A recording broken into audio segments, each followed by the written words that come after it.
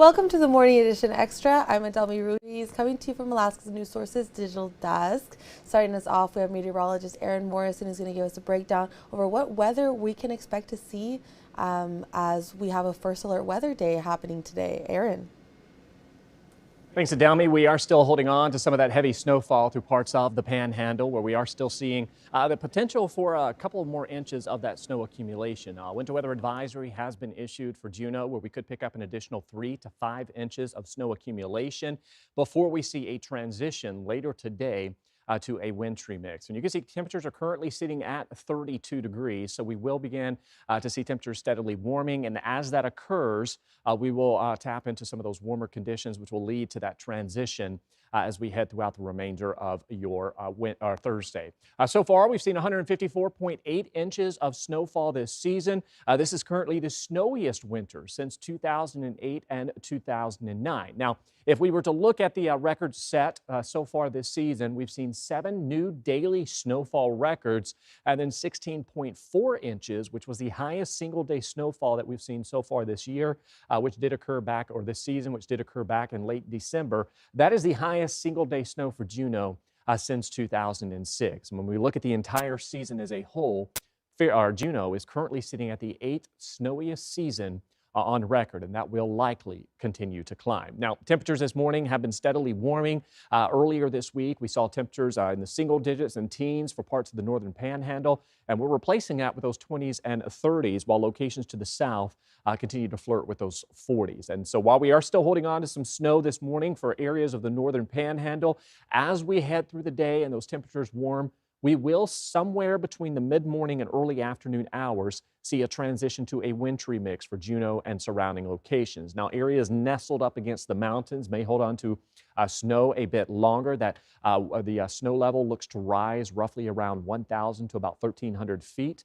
And then we'll see a dry break, and then widespread rain arrives overnight on into your Friday. And this will lead to some potential issues. Avalanche concerns still with us for Juneau and all of those known slide paths. And then as those temperatures warm, we're going to be talking about temperatures climbing into the 40s as we welcome in Friday. That will lead to some snow melt, not significant snow melt, but that will lead to some snow melt combined with the rain that will fall on top of that. Could lead to some flooding concerns, particularly in poor drainage areas. So be prepared for that as we head into our Friday. And then, like we've been dealing with, some dry breaks, and then another wave of rain and snow arrives as we welcome in our Saturday. And this will actually start off as a rain-snow event and then transition to snow as cooler weather will build back in across the Panhandle as we welcome in next week. So again, starting today through at least the early afternoon hours, we will pick up a couple of more inches of snow accumulation through the northern Panhandle. And then once that transition to rain occurs, we could easily pick up 1 to 2+ inches of rain accumulation as we close out the week. And that, again, is what's going to lead to that potential that we could see some flooding concerns. So a lot going on in the Panhandle. We're also going to see some gusty conditions taking hold. Temperatures today set to warm into the 30s and the 40s with that transition to some wintry mix underway. And of course, as we head through the rest of the next 7 days, there's that warming trend. Rain likely Friday with that rain-snow mix Saturday, transitioning to all snow Sunday. You can see those temperatures dropping from 42 Friday to 34 Sunday. And we continue that cooling trend into the middle of next week with a chance for some snow showers. All right, thank you, Aaron. And an Anchorage man was sentenced to 14 years in federal prison for trafficking methamphetamine and fentanyl and for illegally possessing a firearm, according to a release from the U.S. Attorney's Office for the District of Alaska.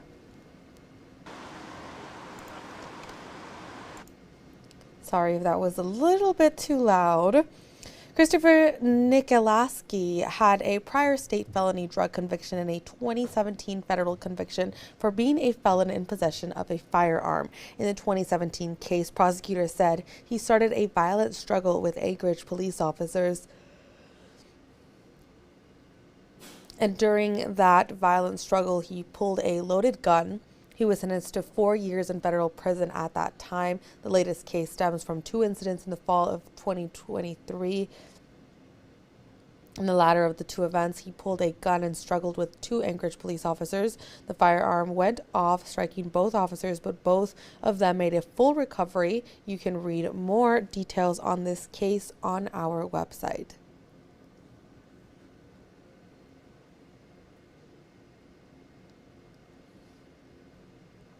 And facing down a deficit north of $20 million. The Mat-Su Borough School District is looking to trim next year's budget. Joe Allgood was at the school board meeting hearing about the options that include school closures. School district board meeting where students, parents, and teachers are all advocating for programs that could be cut and schools that could be closed before next school year. The district is facing a $23 million deficit, and so to address that shortfall, one of the biggest proposed cuts are school closures. Meadow Lakes, Larson, and Glacier View are the three elementary schools being considered. In addition to the proposed school closures, the district is recommending cuts to over 100 full-time positions, including administrators, teachers, special educators, and counselors, among others. Nurses across the district would be reduced by half under the proposed budget, and the district would shift to a regional nursing model. Most attending Wednesday's meeting were advocating for one of the three schools the district might close. The district says it would evenly disperse the students from those schools. Parents are worried about the precedent it might set. There is a large capacity in neighboring schools, so there is an ability to transfer those students in their neighboring boundaries where there is capacity. We start seeing more low numbers, and then that's going to be their way of dealing with a deficit, is they're going to close more schools. And I'm just worried that we're going to end up with no schools. Since public comment lasted to the end of the meeting, the school board will pick up the budget discussion at their next meeting. Joe Allgood, Alaska's news source. The next meeting is the 24th, and that's when they're expected to adopt a budget. And Fairbanks is still digging out after that late February winter storm that shut down buses and closed schools. And road crews have been working around the clock to catch up. The State Transportation Department says this has been a much snowier than normal season, and they're working through a priority system. First, the main highways, the neighborhood routes, then the outlying roads. With so much snow and even more snow in the forecast, drivers often have to circle back to those primary routes before they can finish the side streets. They're asking for patience and for drivers to give plows plenty of room to work, especially around those rough intersections and big snow berms.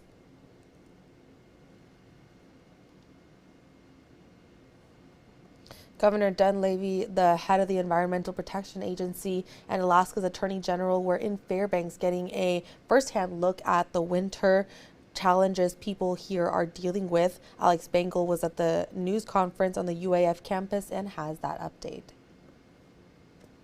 UAF power plant runs on coal, one of the resources EPA Administrator Lee Zeldin supports developing in Alaska. Zeldin met with Governor Dunleavy at the power plant to discuss Alaska's future. Our goal is to be a great partner for the state of Alaska. I believe that Alaska knows best how to lead through Alaska's issues to deliver clean air, land, and water for all Alaskans. Zeldin says the EPA needs to determine which regulations work for Alaska and are needed here. The administrator emphasized cooperative federalism, which is the EPA taking its regulatory lead from state officials. We want to continue that partnership. We want to continue to strengthen that partnership. As it relates to PM 2.5, that is the reason why Senator Sullivan and Senator Murkowski asked me to come to Fairbanks in the winter. Because they saw the last administration put new regulations on PM 2.5.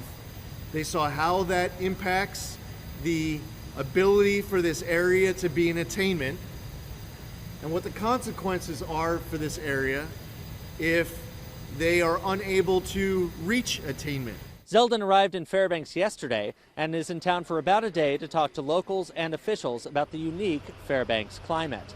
As for Dunleavy's trip, the governor spoke with the Greater Fairbanks Chamber of Commerce yesterday about the potential consequences on oil prices of the conflict in Iran and the possibility of an LNG pipeline running north to south across the state. Alex Bengal, Alaska's news source.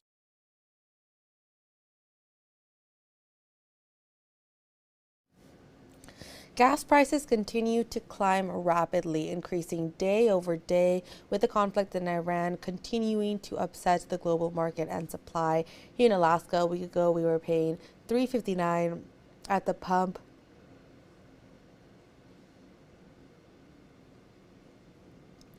Excuse me. So, a week ago, we were paying $3.59 at the pump. Today, across the state, averages have increased to $3.72. National averages continued a swift climb as well, now sitting at $3.25. On top of global issues, prices are also rising with the switch to changing the blend of gasoline for spring and more drivers hitting the road.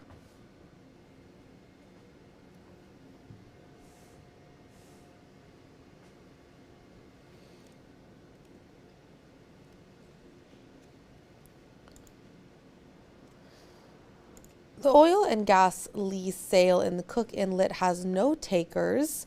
Up for grabs was more than 1 million acres of water. It was seen as a key test of the industry's appetite for investment in a state.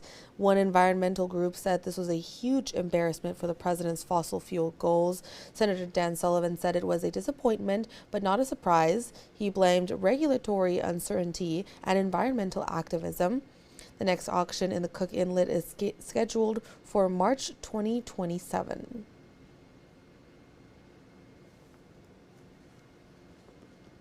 And as hundreds of people head downtown for Ferrandi and the ceremonial start of Iditarod this weekend, local businesses are gearing up for what many call their busiest weekend of the year. Georgina Fernandez has the economic boost and how they're preparing for the influx of visitors.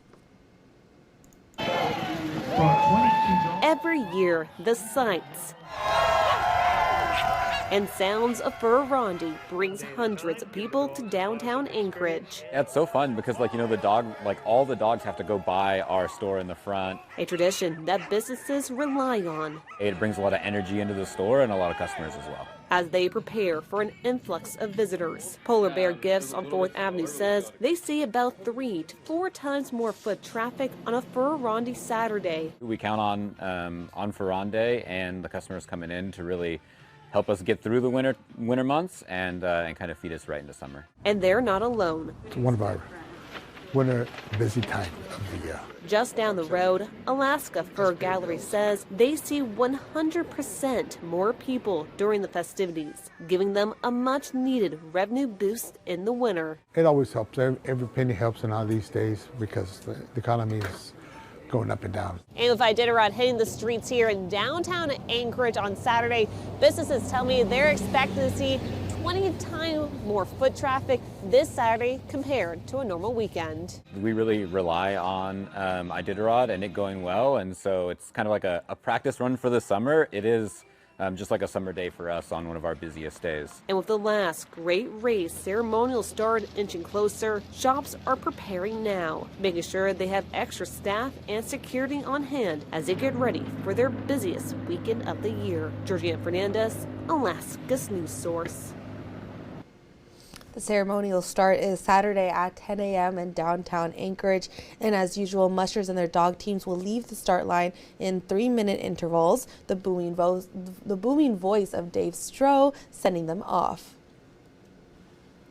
And from marching in formation to carving down the slopes, some Alaska service members got to swap their combat boots for skis and snowboards. It's part of the Alyeska Resort's second to last Military Monday of the season. Georgina Fernandez takes us to Girdwood in this week's Northern Front.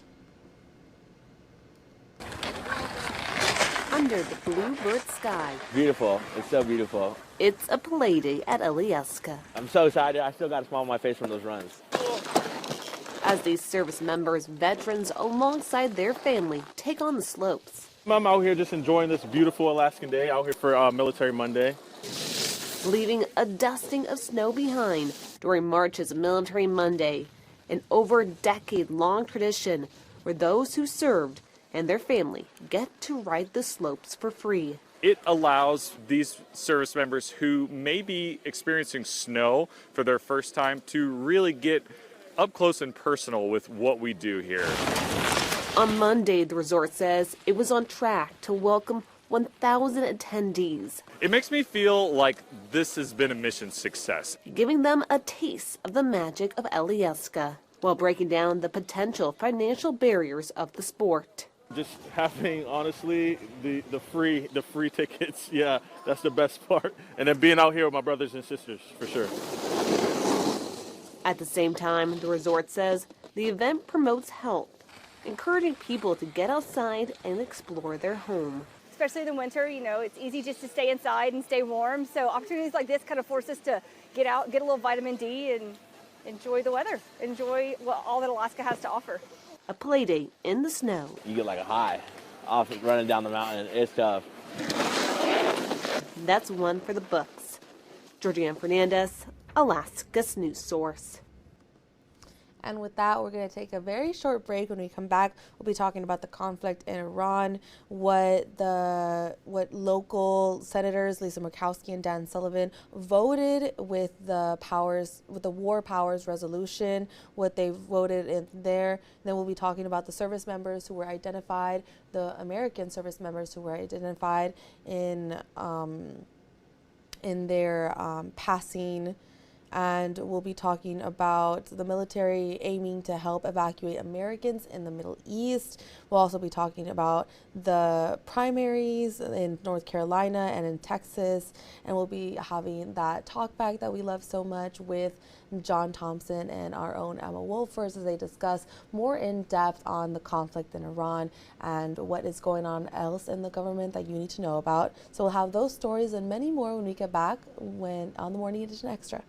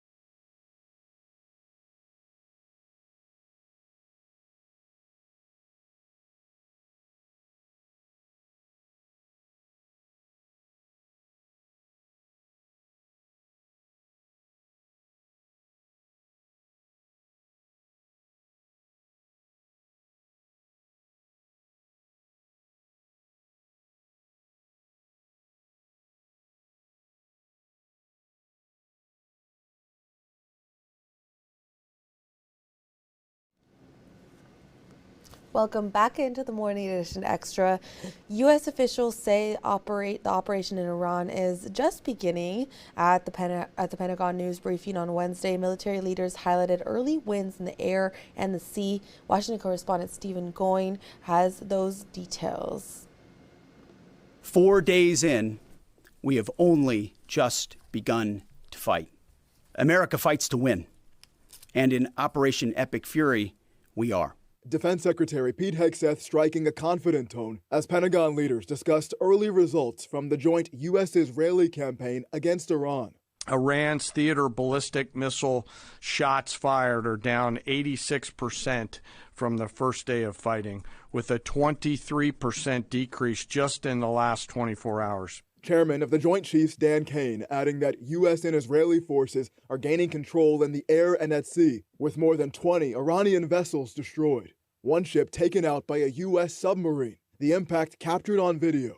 An American submarine sunk an Iranian warship that thought it was safe in international waters. The first sinking of an enemy ship by a torpedo since World War II. Today, Pentagon leaders saying the next phase of the operation will rely on more precise airstrikes inside Iran, even as the overall objective remains the same. Obliterate Iran's missiles and drones and facilities that produce them, annihilate its navy and critical security infrastructure, and sever their pathway to nuclear weapons. Iran will never possess a nuclear bomb, not on our watch, not ever. The Pentagon also confirming that the 6 American service members that have died so far were killed by missile strikes that penetrated U.S. air defenses, Hegseth promising to avenge their deaths. And President Trump has said Operation Epic Fury could last 4 to 5 weeks, but now Defense Secretary Hegseth is extending that timeline. He says the operation could last 8 weeks, adding that the U.S. military sets the pace and tempo. In Washington, I'm Stephen Goen.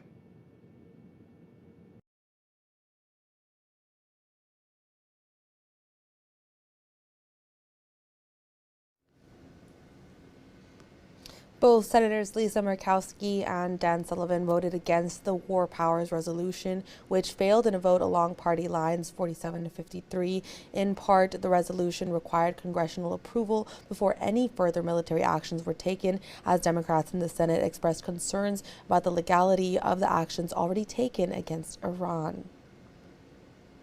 Lisa Murkowski said, in part, quote, as Iran attacks everything it can, from military bases to embassies to civilian targets, we cannot tie our military's hands or abruptly leave our allies and partners to fight on their own. She went on to add, there is no question that the president should have sought authorization from Congress before striking Iran on the scale, likewise bringing in our allies ahead of time, as they are now equally in danger. Senator Dan Sullivan stated, quote, I voted against the War Powers Resolution today. This isn't a partisan issue for me. I've always supported, regardless of party, the president's authority under Article 2 to protect America's national security interests and to protect our troops. A similar War Powers Resolution is expected on the House floor later today, and you can read more on their statements on our website and on our mobile app. And according to the DOD, 54-year-old Chief Warrant Officer 3 Robert M. Marzan from Sacramento, California, is believed to have been one of the 6 soldiers killed in Kuwait on March 1st. The U.S. has not positively confirmed that soldier's identity yet, but a medical examiner is expected to make a positive identification. Among the others who were killed, 45-year-old Major Jeffrey R. O'Brien from Indianola, Iowa, was the second soldier whose name was released Wednesday. The identities of 4 other Army Reserve soldiers were released earlier this week. Sergeant First Class Nicole Armour, Sergeant First Class Noah Tietjens, Sergeant Declan Cody, and Captain Cody Cork. All 6 were supporting the Operation Epic Fury and were killed in Kuwait at the port of Shuaiba, the port of Shuaiba, when it was hit by a drone strike. And in honor of Chief Warrant Officer 3 Robert M. Marzan from Sacramento, California, Gavin Newsom and Acting Governor Eleni Konalaskis have ordered the flags at the state capitol to half-staff. Marzan was assigned to headquarters and headquarters company with the 103rd Sustainment Command based in Des Moines, supporting military operations overseas. State leaders say Marzan's service reflected deep dedication to both California and to the country. And at the Pentagon, General Dan Kane remarked that the U.S. military is offering to open seats on its planes, such as C-17s, to help evacuate Americans from the Middle East. We'll say on the question in the back corner about helping Americans get out. First, it's a great opportunity to encourage everybody in the region to go to the State Department and register. Secretary Rubio's been trying to get that word out, and I'd ask you to help us with that to have folks register. We've also opened up space available seats as C-17s and other airplanes come in to try to help folks get out. But that's really a State Department matter. But to answer your question, that's what we've been doing.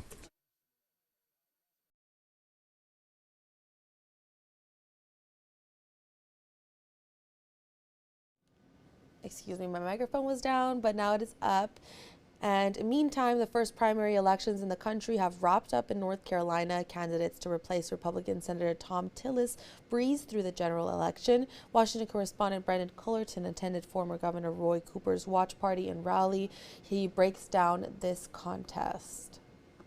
The general Senate election was set almost immediately after polls closed, with former Governor Roy Cooper winning the Democratic primary by about 90 points, former RNC Chairman Michael Whatley winning the Republican primary by almost 50 points, setting the stage for a race that could determine which party controls the U.S. Senate.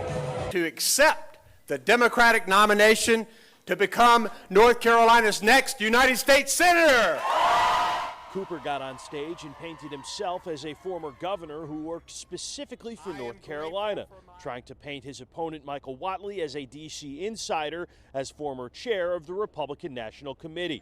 Cooper went on to say he would work with President Donald Trump when necessary, but would also stand up to him as well. He also pitched himself as the candidate to help make voters' lives more affordable. Everyday people are being left behind.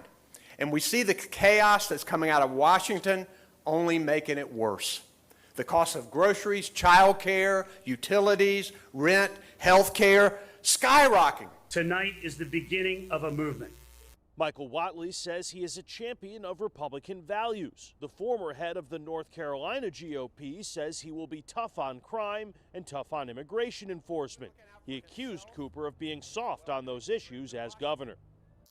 A choice between safer communities or politicians who protect criminals and illegal aliens to appease radical left-wing groups.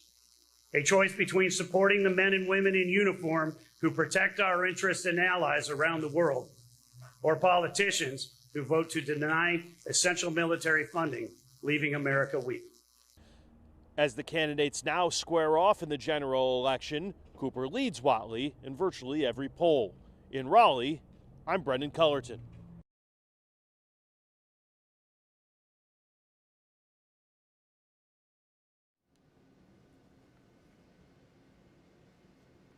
And in Texas, voters don't know who will be facing off for the closely watched U.S. Senate race.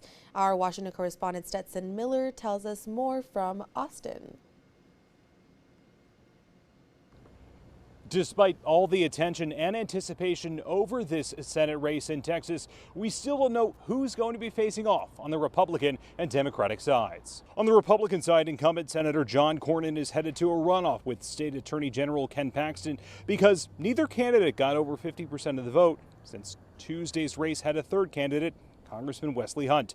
Texas Republicans will now have to head back to the polls on May 26th to vote again to pick their candidate for November. Meanwhile, on the Democratic side, the race does not appear to be over between State Representative James Tallarico and Congresswoman Jasmine Crockett because of a change in voting rules that left some voters confused about where to cast their ballots at Dallas County polling sites. That led to a judge extending the hours for polling places in the county by 2 hours, but then the Texas Supreme Court stepped in and blocked the extended voting hours order. Now, the Congresswoman says that voters have been disenfranchised. She's also vowing to file a lawsuit and says the race won't be determined until the votes in Dallas County have been counted. And we, of course, will keep you updated as we learn more about these Senate races. In Austin, I'm Stetson Miller. And now here is our very own John Thompson and our Washington correspondent Emma Wolfers as they dive into what is going on in Washington and the conflict in Iran and what you need to know about everything going on in Washington that's happening right now. Well, the U.S.-led military operation in Iran continues. Alaska's news source, Washington correspondent Emma Wolfhorst, joining us from D.C. Emma, what is the latest from the Trump administration? Well, John, we got sort of an updated timeline Wednesday. Defense Secretary Pete Hegseth said a U.S. submarine sank an Iranian ship in international waters, and Chairman of the Joint Chiefs Dan Kane said U.S. and Israeli forces are gaining control in both the air and sea, destroying more than 20 Iranian vessels thus far. Now, they also spoke about what they say the next phase of the operation will be, which they say will rely on more precise airstrikes inside Iran. Hegseth also said more U.S. forces will be arriving in the Middle East soon. But this conflict may last longer than what we were initially told. President Trump has been saying the operation could take 4 to 5 weeks. However, Wednesday, Hegseth said military operations could last as long as 8 weeks. So this could be a much longer conflict than we initially anticipated. Well, the Senate took a vote on a war powers, resolution to prohibit further military action against Iran. Did that pass, and what are lawmakers saying about this? No, John, this measure failed Wednesday in a 47-53 vote, and it was mostly along party lines. There were 2 exceptions, which we anticipated. Kentucky Republican Senator Rand Paul voted in favor, and Pennsylvania Democrat John Fetterman voted against. This resolution would have allowed lawmakers to demand congressional approval before any further attacks in the Middle East are carried out. Senate Minority Leader Chuck Schumer today called on the American people and his Senate Republican colleagues and really wanted to put them on record about whether or not they stand with the president, as Schumer said, quote, as they bumble us headfirst into another war, end quote. Senate Republican leadership very much disagreeing with this characterization. They said Democrats were wrong for forcing a vote on this resolution Wednesday, and they said Democrats would rather obstruct President Trump than obliterate Iran's nuclear program. Now, even though this failed in the Senate, today the House is taking up a very similar Iran war powers resolution. So we're going to see this all play out again with potentially a different outcome. All right, Emma, and finally, as we speak, the government remains in a partial shutdown. As Congress, the White House remain locked in that battle over Department of Homeland Security funding. Is DHS any closer to reopening? Not really, John. The House did advance a Republican DHS funding bill Wednesday, setting it up for a vote today. This funding measure is essentially the same, though, as the one which passed the House back in January. That was before the fatal shootings of those 2 protesters by federal agents in Minneapolis. House Speaker Mike Johnson really tried to push Democrats to vote in favor of this Wednesday. He said anyone who votes to block funding for DHS is shameful, and said Democrats are deliberately trying to undermine America's safety. Representative Rosa DeLauro from Connecticut is a top Democrat on the House Appropriations Committee. She said that her Republican colleagues were trying to defend what she called a lawless and reckless agency creating havoc on the streets of America. So still a very big rift here between the 2 parties when it comes to funding. This bill is expected to pass the House today. However, it's likely dead on arrival in the Senate. That's because it would need a handful of Democratic votes in favor in order to overcome the Senate filibuster, that 60-vote threshold, which it's unlikely to get. So really no light at the end of the tunnel yet for DHS. Alaska's news source, Washington correspondent Emma Wolfhorst, joining us from D.C. Appreciate you, Emma. Thank you. And now we are going to take a very short break. When we come back, we'll be talking about a gruesome discovery in Cleveland of 2 young girls found dead inside suitcases buried in a shallow grave. So we'll be talking about the DNA results and what the examiner's office we'll also be talking about updates in the search for Nancy Guthrie, and we'll be talking about some new changes in United Airlines and Southwest Airlines that they have updated to their policy. So we'll be jumping into those stories when we come back from this short break.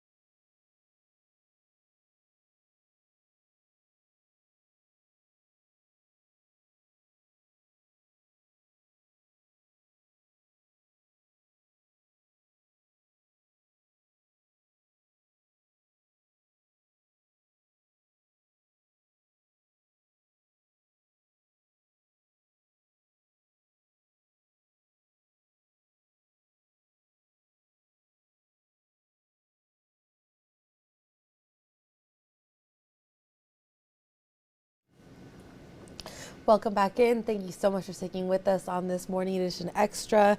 A gruesome discovery in Cleveland. 2 young girls found dead inside suitcases buried in a shallow grave. Preliminary DNA results reveal from the Cuyahoga County Medical's office show that they're actually half siblings. Natalie Clydesdale has more.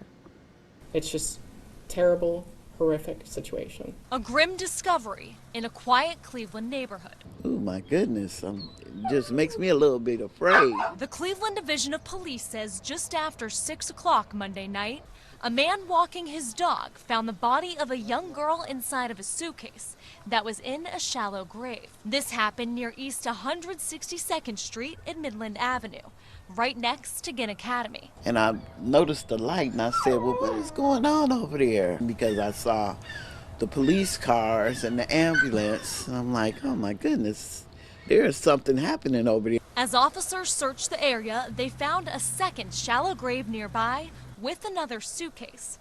Inside was a second young girl. It's traumatic for everyone, and it's traumatic just for those who live in the area to know that this was right there outside their doorstep. Investigators say the first victim is believed to be between 8.5 and 13 years old, and the second between 10.5 and 14.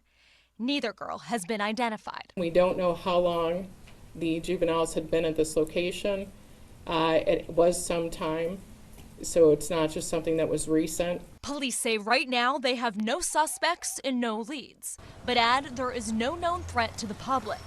Detectives are working with federal, state, and local partners and are urging anyone who saw something out of the ordinary to come forward. Did you see anyone spending a significant amount of time in that area? Someone who seems out of sorts to your neighborhood. This is a priority. This is a traumatic event for our officers, for the community. And, you know, this is just such a tragic incident.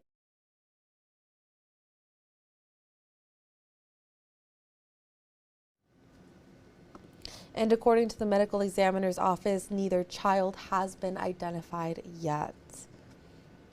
Nancy Guthrie, the 84-year-old mother of today's show co-host Savannah Guthrie, has now been missing for over a month. The Guthrie family continues to hope and pray for her safe return, while law enforcement remains optimistic that the case will be solved. Liz Krause reports from Tucson, Arizona.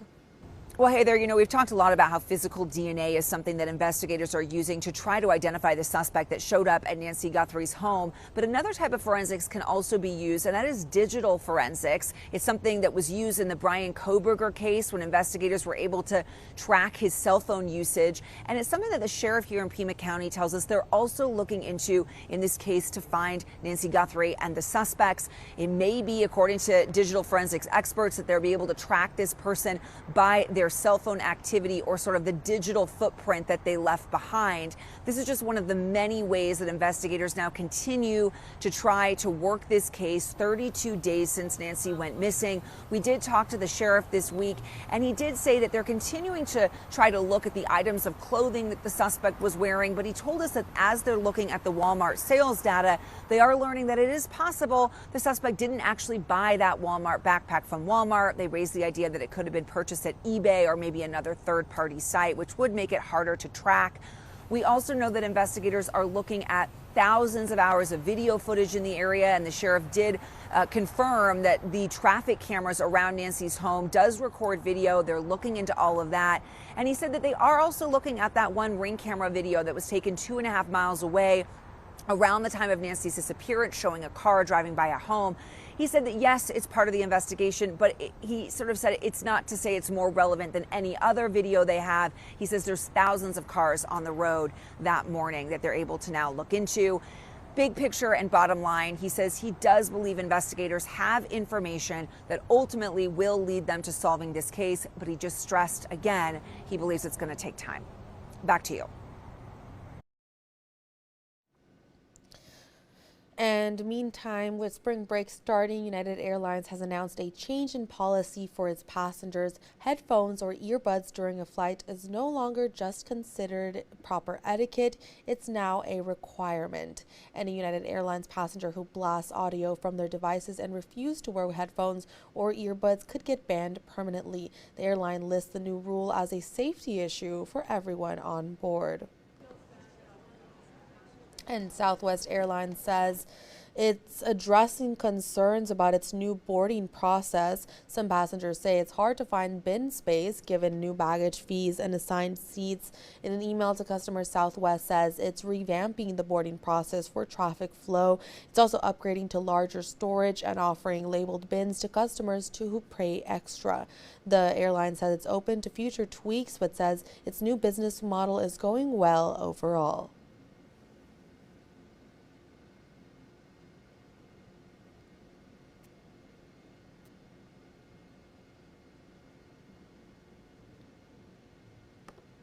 And we'll be taking a very short break. When we come back, we'll be talking about the sandwich generation, which is when you're trying to help for an aging parent. You're trying to care for one of your parents who's aging, but you're also raising some kids at the same time. So that's kind of called the sandwich generation. We'll be talking about that and how it can come with some real financial and emotional strains.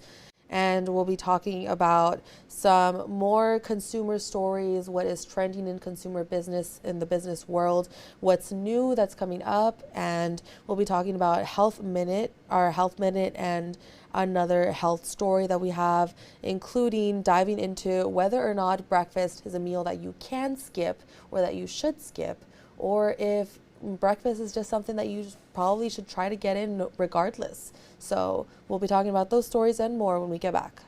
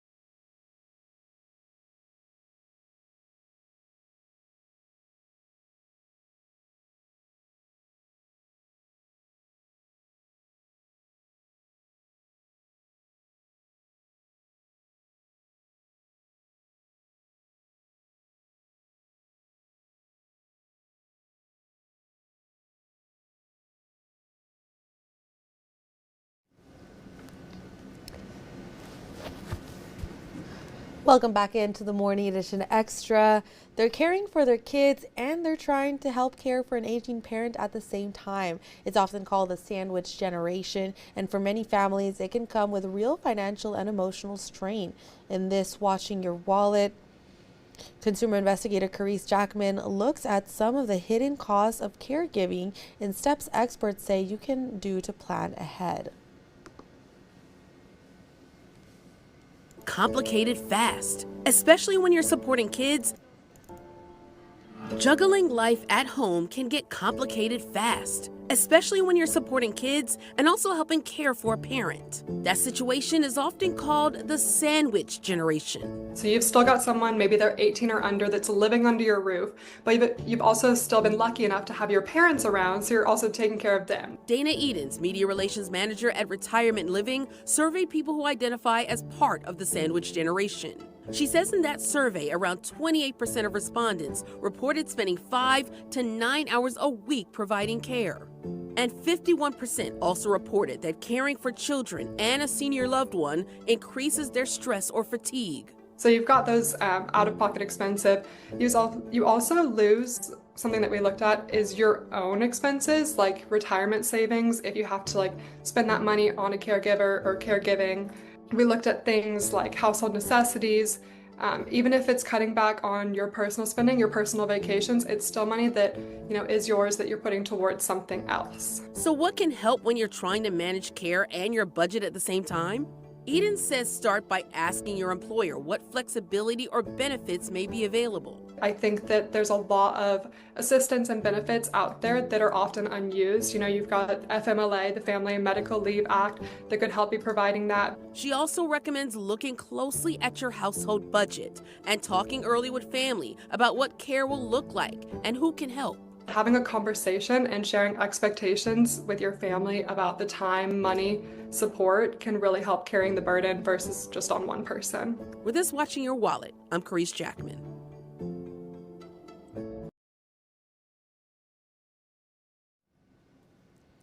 Experts also say it can help to look into outside support like adult day services or short-term respite care for parents and for families with kids. After-school programs can sometimes help close the gap, so you're not trying to do everything all at once.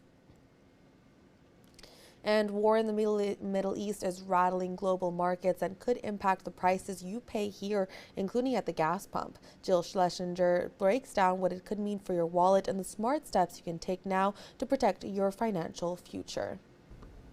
As fighting intensifies in the Middle East, financial markets are turning volatile. What does that mean for your money, and how should you respond? You might already feel the impact at the gas pump. More than half the cost of a gallon of gas is tied to crude oil. And because a large share of the world's oil supply flows out of the Middle East, expect gas prices to rise. They were up a dime a gallon within 48 hours of the first strike in Iran. If the conflict were to continue, industry analysts warned that prices could jump another 30 to 40 cents a gallon, pushing the national average close to $3.50. So focus on what you can control. I call it a panic protection plan, and it starts with the big three. 1, build or bolster your emergency reserve fund. Aim for 6 to 12 months of living expenses in a savings or a money market account. If you're not there yet, consider temporarily scaling back retirement or college contributions while you build that cushion.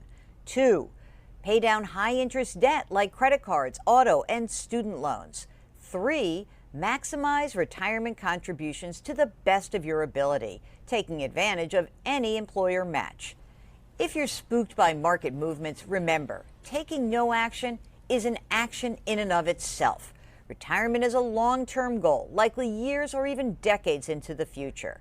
And every dollar you invest during a dip is you purchasing shares at a lower price. The best advice? Control what you can and stick to your plan. In New York, I'm CBS News business analyst Jill Schlesinger.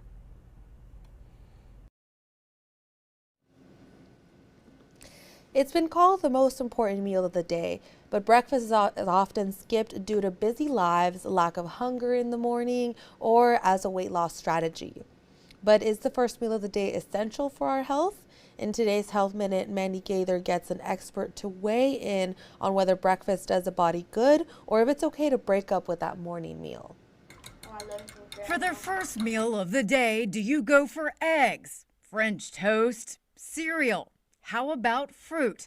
Or is your morning breakfast bowl left empty? It comes down to personal preference and what works best for your body. Registered dietitian Julia Zumpano with Cleveland Clinic says there can be breakfast benefits. For some, that can include cognitive function enhancement, diabetes risk reduction, better blood sugar management, and appetite control, leading to the consumption of fewer calories. But those who skip breakfast may find they, too, have a clearer mind, more alertness, and better digestion. So she says the best thing to do is listen to your body.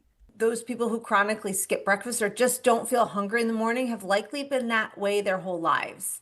Those who wake up hungry and ready to eat, again, physiologically, that's what their body is telling them. No matter which group to which you belong, Zumpano says your first food of the day should be made up mostly of protein and fiber. She says meals with high fat or high sugar can lead to a pretty significant crash 30 to 90 minutes after that meal. Some healthy first meal ideas include Greek yogurt with berries, nuts, and ground flaxseed or chia seeds, cottage cheese with tomato and a slice of whole grain toast, avocado toast with an egg, or overnight oats. Protein and fiber is key. And really, that should be the foundation of all your meals and snacks. For Health Minute, I'm Mandy Gaither. Zumpano says to steer clear of what she calls naked carbs. That's foods with only carbohydrates that she says will make you more prone to a blood sugar spike. She says even eating a piece of fruit is technically a naked carb. Instead, she says to pair it with a source of protein to get the biggest health benefit. How a spoonful of sugar might help deal with pain, and how the food your kids eat can impact their mental health. Michael George has the day's top health stories. Eating ultra-processed foods may negatively impact the behavior and emotional development of children. A study in Canada found that 3-year-olds who ate high amounts of ultra-processed foods had more behavioral and emotional problems by the age of 5. The study found nearly half of what preschoolers eat can be classified as ultra-processed.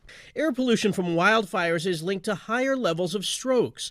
A study of the 2023 Canadian wildfires found that exposure to smoke in New Jersey not only increased the number of strokes, but also made strokes more severe. The study found the effects of exposure to wildfire smoke can take a few days to impact the body. A spoonful of sugar may be an effective medicine to help babies with pain. A Cochrane review found that when newborns have to undergo painful blood draws, having just a few drops of a sweet sugar solution beforehand can help reduce the pain. The study's authors say this may be a safe, low-cost solution for parents looking to provide pain relief for their infants. Those are some of the day's top health stories. Michael George, CBS News.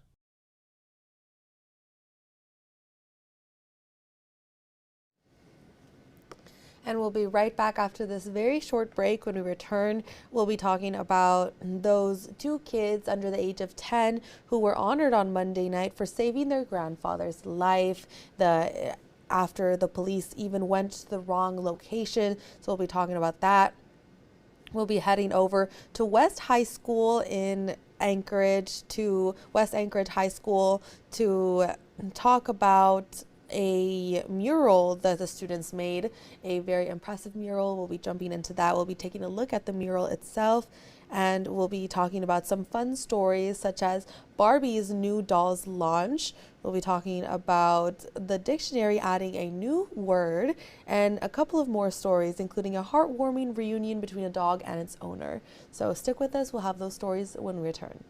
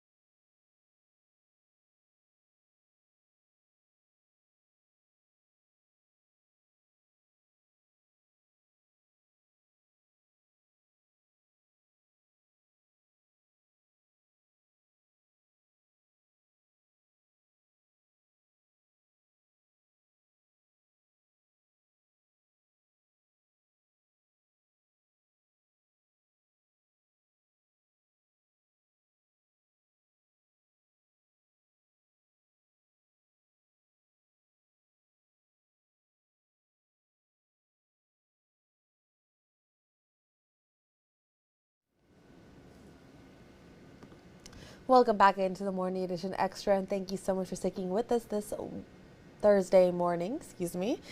Two kids under the age of 10 were honored Monday night for saving their grandfather's life, and this coming after police went to the wrong location.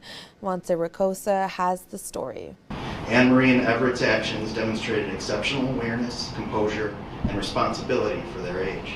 8-year-old Everett and 6-year-old Anne-Marie were honored Monday night by the city of Delafield for how they reacted in a crisis. Yeah, well, it was very scary. It was because I thought I was going to collapse of scaredness. On January 21st, Jeff was babysitting his grandkids. We lay down on the bed and going to read a story, and all at once everything went blank. I could feel it from head, it went right down. He collapsed and his heart stopped. The kids quickly called 911 and their mom, but police went to the wrong home, so the kids had to redirect them to the right house. I was really scared. Then I kind of got sad. I didn't want my grandpa to die. Jeff was taken to the hospital where he stayed 4 days. Now he is recovering and able to read with his grandkids once again. Everybody's so proud of him. Yes, especially me. The kids will also be receiving a Heart Hero Award from the American Heart Association. From Delafield, I'm Montse Ricosa. Art has a way of stopping you in your tracks, and at West Anchorage High School, a group of students created something that could do just that for years to come. Danny Tompkins stepped into West High School for a closer look. One brushstroke at a time is how to make a masterpiece. The West High School Hall has just that, but this is more than a school project. Art can provide so much joy and solace for people in dark times, and the world is very scary right now. For senior Violet, the scale of this project was unlike anything she'd taken on before. I've done yay big paintings, but I've never done anything on this scale before. She wasn't alone. Students of all grades showed up, brush in hand. And there were so many people, and it felt like a community where you could just come in after school and just paint with your friends. Now this small sliver of the mural covers only about 2 feet by 3 feet, but took 3 months of tedious work. And the whole thing took about 6 months, showing that dedication is necessary for a project like this. I think using different techniques that even I, as an artist, didn't really know, and just learning along the way was really nice. And the art reflects its location, the Science Hall. I think it's a good way to get science out there more, and to get art out there to people like science, but they don't know a lot about art. For seniors like Hazel Swift, the meaning runs even deeper. It was really wonderful to be able to create something that will be here for a long time after I'm gone. Principal Doris says that's exactly the point. Come back for their reunion or come back, they'll come by here and they'll have memories of actually doing it and leading something that will be here for a long time. Danny Tompkins, Alaska's news source.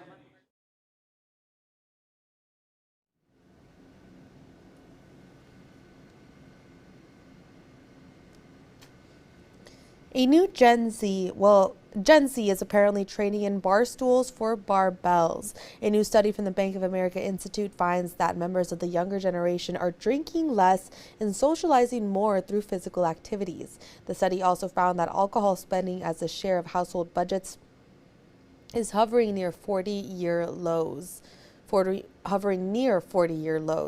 Also, it found spending at liquor stores is declining, while bar spending is still on the rise. However, Gen Z is also seeing spending growth for fitness and active hobbies compared to the big bar tabs.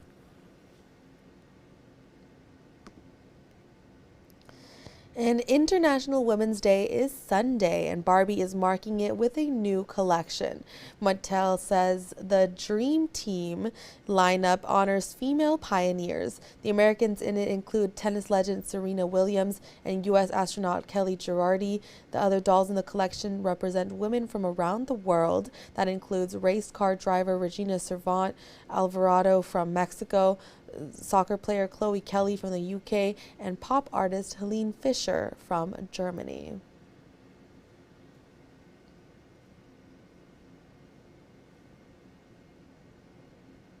I do love that this new collection is promoting following your dreams and that teaching the younger generation that you can follow your dreams and they can come true. Beyond Meat is thinking beyond food. The company known for plant-based burgers and steaks is launching a line of sparkling protein drinks. They're called Beyond Immerse. And they have a combination of fiber, antioxidants, electrolytes, and plant protein. Flavors include peach mango, orange tangerine, lemon lime, pina colada, and cucumber grapefruit. Beyond Immerse products are exclusively available on the Beyond Test Kitchen website.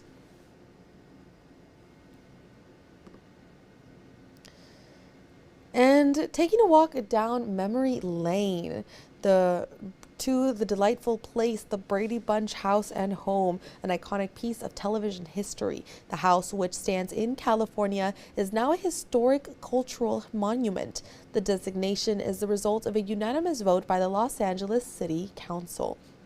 The 2,400 plus square foot home on West Dilling Street was used for exterior shots of the legendary sitcom.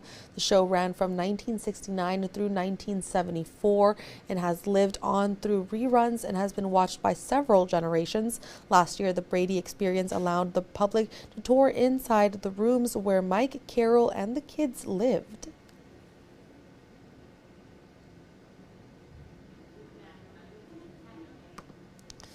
And I bet you didn't anticipate hearing this name today, and neither did I, but here we are. Everyone knows what a Swiftie is, right? It's a fan of Taylor Swift, a diehard fan of Taylor Swift, a Swiftie. Hardly needs explaining, and now it's getting some third-party validation as dictionary.com is officially adding it to its digital pages. The official definition is a fan of the music of Taylor Swift. The singer actually trademarked the term back in 2017 to use it on her merchandise. Some other words that were added: Beehive for Beyonce fans, Trekkie for Star Trek fans, and J-Night, I think it's pronounced. I'm sorry if I'm saying that right, but if I'm saying that wrong, but J-Night for Jane Austen fans. Now, I'm not sure if I would, I do like Taylor Swift music, but I'm not the type of person that will listen to her entire album over and over and over. Like, I like a couple of her songs, so I'm not sure if I'm considered a Swiftie, but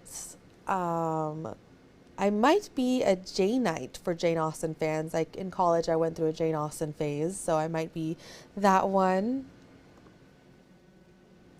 And a dog named Rocky was rescued and reunited with his owner after surviving 43 days alone in Summit County, Colorado. Rocky, who's age 10, had gone missing in late December after escaping from a pet sitter while his owner was traveling. Now, according to local media, volunteers from Summit Lost Pet Rescue and members of the local community helped capturing him using a tip from a homeowner who spotted the dog on her Ring camera and had a trap set with the owner's scent. According to Summit Daily, Rocky had gone from 50 pounds to 28 pounds during the time he was lost. Video posted by Summit Lost Pet Rescue shows the heartwarming moment. Rocky is reunited with his owner, Stephen Ma. Oh, well, I bet both the owner and the dog are so happy, so excited to finally be reunited and to get to bring Rocky home. Losing your pet for that long, 43 days, must be very, very devastating in such a difficult way. But I'm so glad they're reunited after 43 days. Wow, that's impressive. So cute. Look at him, so excited. He recognizes his owner immediately. That's adorable. And that wraps up the Morning Edition Extra for this Thursday morning. Thank you so much for joining us this morning and for starting off your day with Alaska's news source. We'll see you again here at noon for the latest in news, weather, and more. Have a good day.